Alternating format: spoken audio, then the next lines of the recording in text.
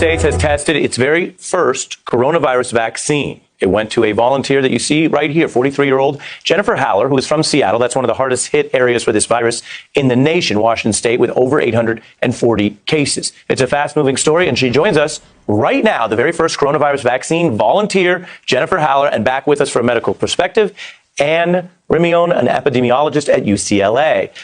Jennifer, thank you for what you're doing. Obviously, this fits into a lot of the different ways people are participating and trying to help around the nation. And thank you for being willing to talk with us. Yeah, I'm so happy to be here. And I'm so excited to be the first person. This is crazy. Yeah, right.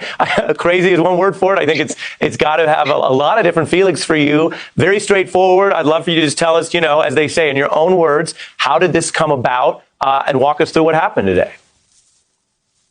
Yeah, just a couple of weeks ago, there was a call for volunteers, and filled out a form and got a call back, and went through the phone screen, past that, went in person for a physical exam, blood draw. Everything looked good there, and here we are. I went in this morning at 8 a.m. and got the first dose. There it is. I am, we feel, all of us, I know we feel so helpless. Like, what can we do? And I am so excited that there was actually something that I could do, and I did it, and I'm doing it. And I'm so proud of myself, and so thankful for the privilege that I have that allows me to do this. I'm healthy. I have a full-time salaried job. My company is flexible. They allow me to take time off to do this. I've supported friends and family.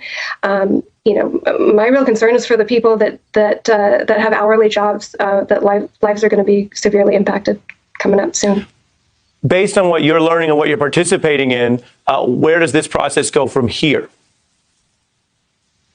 I do a daily log, temperature and any side effects that I'm feeling. I keep track of those. I, of course, call in if I have any issues. Do a phone call tomorrow, phone call the next day. I'll do weekly follow-ups, and then I'll get a second dose of the vaccine in, I think, about 4 weeks. And then I'll be followed through about 14 months through the study.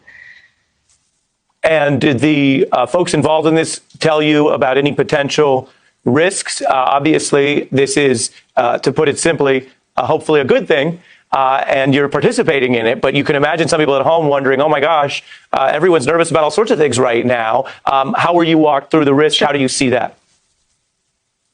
Yeah, a really important thing to understand that's really helped a lot of friends and family who were concerned is that this vaccine uses messenger RNA, so it does not use any of the virus. So at no point during the study will you be exposed to the virus. So that's awesome. Regular potential side effects from a vaccine. Totally up for those. And then, of course, there's the absolute unknown, right? This one has never been tested in a human, and I'm up for it. I'm ready. And if they do have a breakthrough here, would you be really excited to be a part of demonstrating that? I mean, there's so much of this story that's been so hard on people. It would seem this would be an opportunity potentially. I don't want to get ahead of obviously the test run, but would you be excited if it works out? Well, I mean, of course, yeah. I mean, the chance that I could have something to do with helping save lives is huge. And if this isn't the right vaccine or whatever, I mean, at least I'm part of the process. We're part of figuring this out and getting closer to something to help everybody. Yeah. Fantastic. Stay with me. As mentioned, we're getting this very newsworthy perspective from you as Americans and people around the country and the world are wondering about the race for a cure or a vaccine. As mentioned, I have Dr. Rimion here. What do you think it's important that people understand about these types of tests?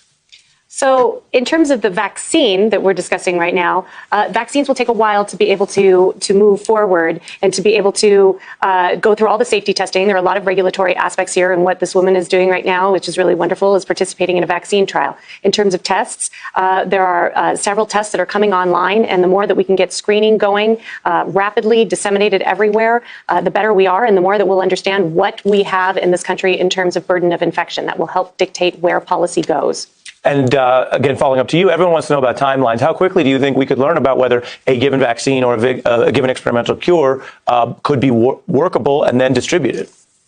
It really, there are several steps, regulatory steps that have to happen, and this is to protect people, to make sure that there are no side effects, that the safety data is really straight, is very good. And once we have those data, then it can move forward into the next step. But there are always several regulatory steps that protect everyone, so that when a vaccine is available to the public, it will we'll know that it works well. And we still do believe that this will take at least a year or so to be able to be available to the public. So right now, all of the measures that we're talking about, we can't be putting our hopes into a vaccine. We need to be putting our energy into social distancing, to making sure that hospitals are not overloaded, and that everybody does their part to be able to slow the spread of this virus. Really great points about the difference between a panacea, or hoping for this to all just be worked out, versus all the things we've been covering that people still have to do. Jennifer, final question.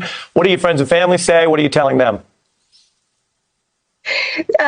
Some are wary about it, but no, it is amazing, the outpouring of support and love that I've received from friends and family, and I've had messages from strangers on Facebook thanking me, and it's so, I'm just so thankful that I get to be part of this. Today, they're on their third day of their Learn For